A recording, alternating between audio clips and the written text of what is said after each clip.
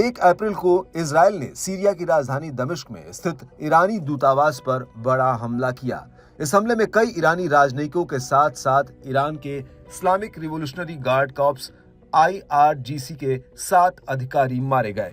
ईरानी दूतावास पर हमले के बाद ईरान ने भी इजराइल को धमकी दे डाली है कि उसे करारा जवाब मिलेगा।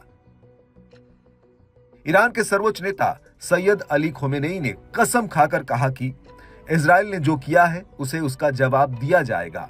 उन्होंने ये भी कहा कि ईरानी दूतावास पर किए गए हताशा भरे कृत्यों से वो गाजा में अपनी हार को टाल नहीं पाएगा। ईरान की धमकियों को देखते हुए इजराइल तेजी से अपनी सुरक्षा को बढ़ा रहा है। दुश्मन की क्षमताओं को कमजोर करने के लिए इजरायली अधिकारी कब्जे वाले क्षेत्रों में ग्लोबल नेविगेशन सैटेलाइट सिस्टम यानी GNSS को बाधित कर रहे हैं।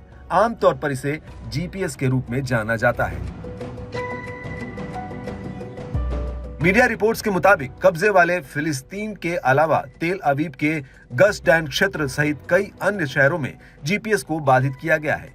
GPS को बाधित करके इजरायली सेनाएं बैलिस्टिक मिसाइलों और ड्रोन जैसे गाइडेड और मानव रहित हथियारों के रास्ते में बाधा पैदा करना चाहती है।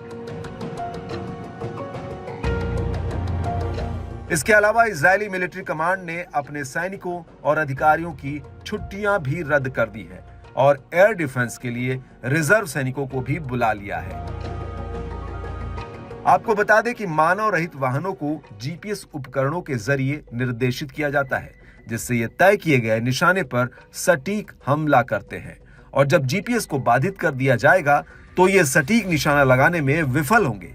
यही वजह है कि इजराइल इलेक्ट्रॉनिक जैमिंग के जरिए GPS को बाधित कर रहा है और इस तरह से दुश्मन को कमजोर करने की कोशिश कर रहा है।